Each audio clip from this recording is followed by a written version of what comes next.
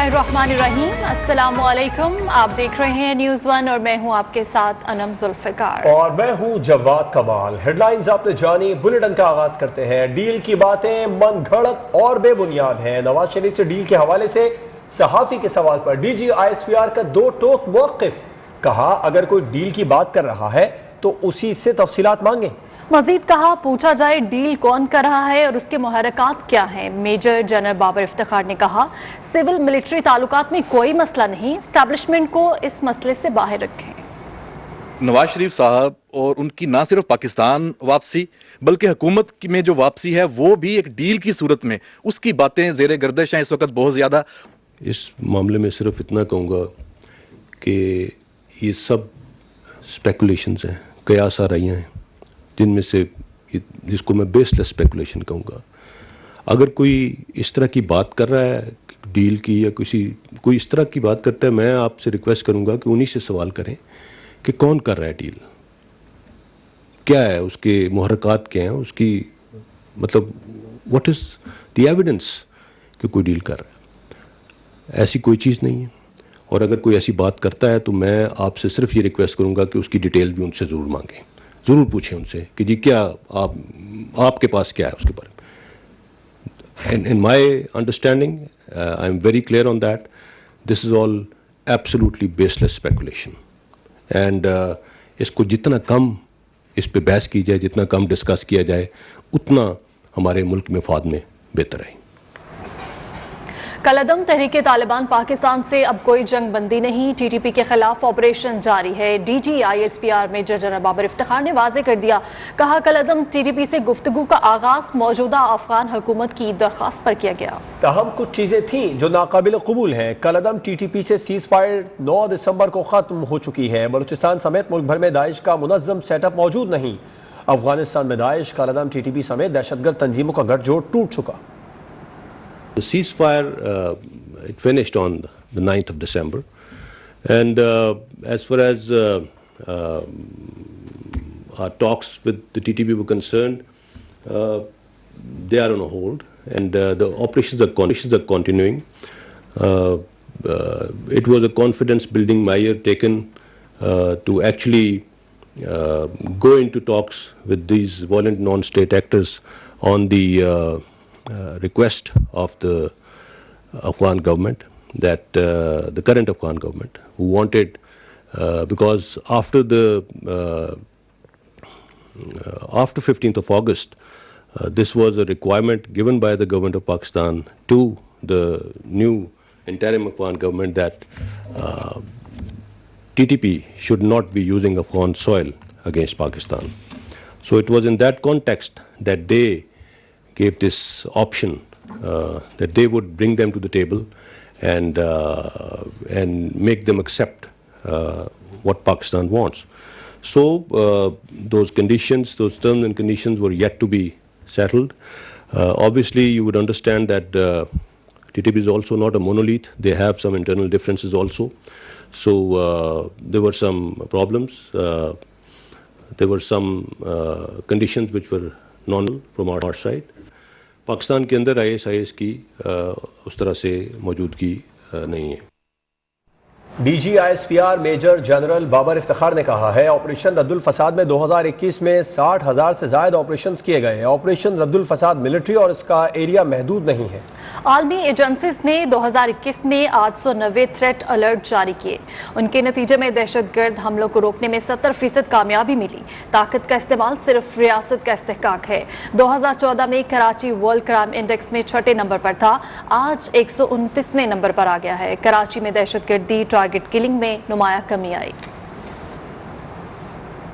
Operation Raddul फसाद के तहत सिर्फ 2021 के दौरान छोटे बड़े 60,000 से ज़ायद इंटेलिजेंस बेस्ड ऑपरेशंस किए। इंटेलिजेंस एजेंसीज ने 2021 में 890 थ्रेट अलर्ट्स जारी की, जिसकी बिना पर दहशतगर्दी के तकरीबन 70% मुमकिन वाक़यात को रोकने में कामयाबी हुई। 2014 में कराची वर्ल्ड क्राइम इंडेक्स में दुनिया में 6ठे नंबर पे था, आज 2021 में इम्प्रूव होकर 129वें नंबर पे आ चुका है। ये डेवलप्ड वर्ल्ड के बहुत بڑے بڑے کیپٹل سے بھی بہتر امن و امان کی صورتحال ہے۔ میں دہشت گردی، ٹارگٹ کلنگ، بھتہ خوری اور اغوا برائے تاوان کے واقعات میں نمایاں کمی واقع ہوئی ہے۔ D G I S P R Major General Babar Iftikhar کا کہنا ہے کہ کورونا کی صورتحال میں ویکسینیشن کا عمل جاری ہے۔ عوام اور میڈیا نے کورونا سے نمٹنے کے لیے زبردست کردار ادا کیا۔ میڈیا بریفنگ میں کہا، ایک بار پھر کورونا کی نئی لہر سے کیسز میں نمایاں اضافہ ہو رہا ہے۔ کورونا سے بچنے کے لیے NCOC کی ہدایت پر عمل درآمد ضروری ہے۔ کہا، چیلنجز کے باوجود انسداد پولیو مہم کامیابی سے جاری ہے۔ پاکستان کووڈ کے خلاف جاری کاوشوں میں بھرپور سرگرم۔ اس حوالے سے مینڈیٹری ویکسینیشن کا عمل جاری ہے، جو کہ اس وبا کے خلاف ایک مؤثر ہتھیار ہے۔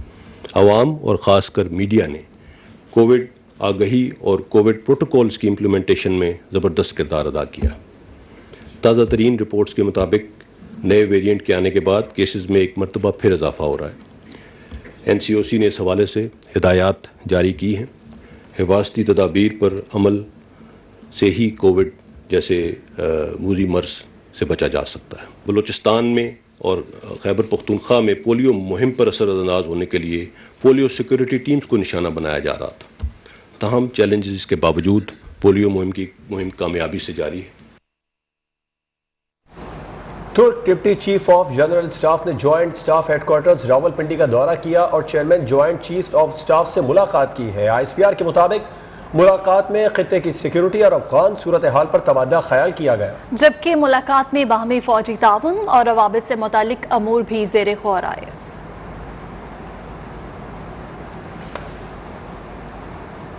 اور یہاں وقت ہوا ہے بریک کا، ہمارے ساتھ رہی۔ کے بعد آپ کو بتائیں، وزیر داخلہ شیخ رشید کہتے ہیں وزیر اعظم عمران خان ملکی ترقی اور معیشت کے لیے کوشاں ہیں۔ وزارت داخلہ دینے پر وہ وزیر اعظم عمران خان کے مشکور ہیں۔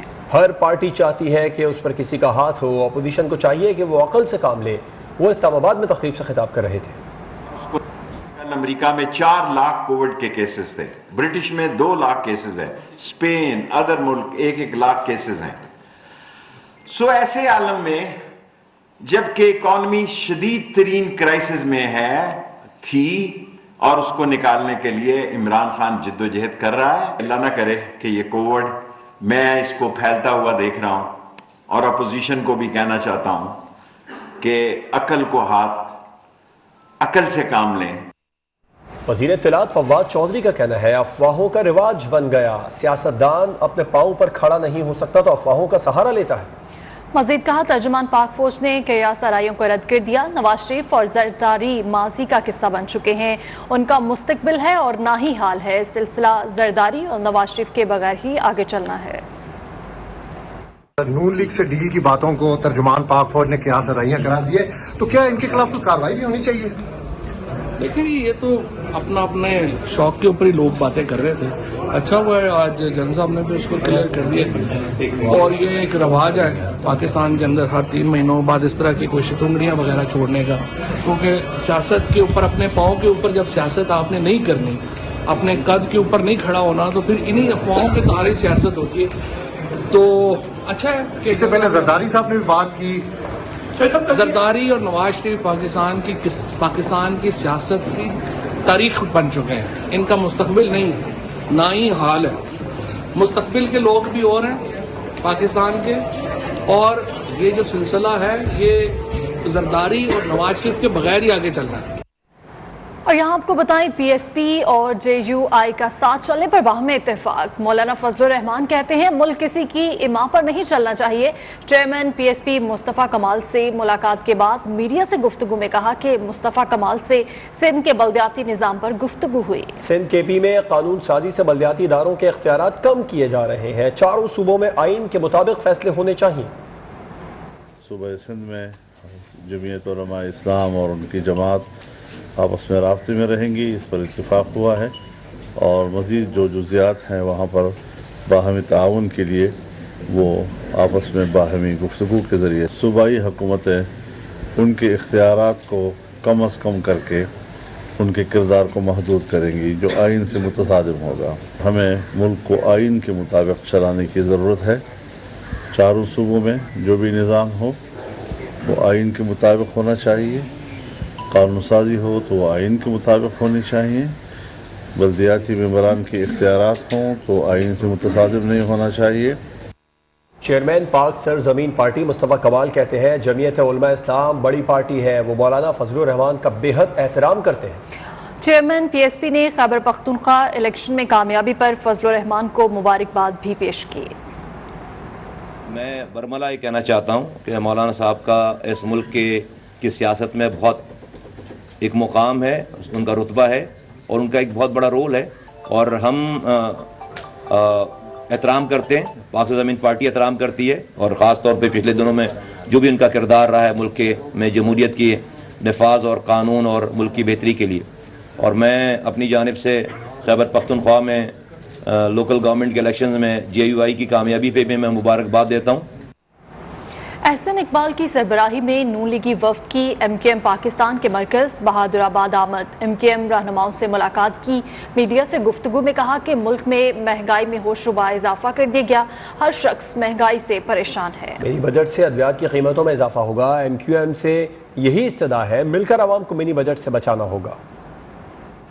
इस वक्त जो मुल्क के अंदर महंगाई की सूरत हाल है और एक आम आदमी की ज़िंदगी पर महंगाई के जो असरात हैं, गुर्बत और बेरोज़गारी के जो असरात हैं, उन पर कुछ कहना बिल्कुल बेमानी है, चूँकि हर शख्स सुबह शाम अपनी ज़िंदगी में इस चक्की में पिस रहा है। हुकूमत ने जो मिनी बजट पेश किया है उसके नतीजे में 350 अरब रुपए के इजाफी टैक्सेस का बोझ अवाम पर पड़ेगा। एक इस्तदा तो MQM की क़यादत से यही है, तो हमें अपने अवाम की मुश्किलात के लिए मिलकर उन चीज़ों को मिनी बजट से निकलवाना चाहिए। मुस्लिम लीग नून से हमारे पुराने ताल्लुकात रहे हैं। एहसन इकबाल से बहुत सारे मामलात पर गुफ्तगू हुई। मुल्क में महंगाई उरूज पर है, हमने हुकूमत नहीं जमहूरियत को सहारा दिया है। मजीद कहा अपनी सियासत से ज्यादा मुल्क अजीज है। खालिद मकबूल सदीकी की मीडिया से गुफ्तगू, कहा जो आवाम के हक में होगा वो फैसला करेंगे। एक बहुत पुराना राब्ता भी रहा है और हम सब ऐवान में भी एक साथ हैं, तो हमारे दरमियान बहुत सारे इश्यूज़ पर इत्तेफाक और बहुत सारे इश्यूज़ पर हमारे दरमियान मुख्तलिफ राय पाई जाती है। महंगाई उरूज पर है, कोविड के बाद और उसके बाद आलमी जो सूरत हाल है, इसमें बहुत ज़रूरी है कि हुकूमत और अपोजिशन मिलकर पाकिस्तान की सूरत हाल को, पाकिस्तान की मईशत को, जो कि सियासत को भी डिक्टेट करती है, और अब तो हमारे यहाँ बहुत सारी चीज़ों को डिक्टेट करने की पोजीशन में आ गई है।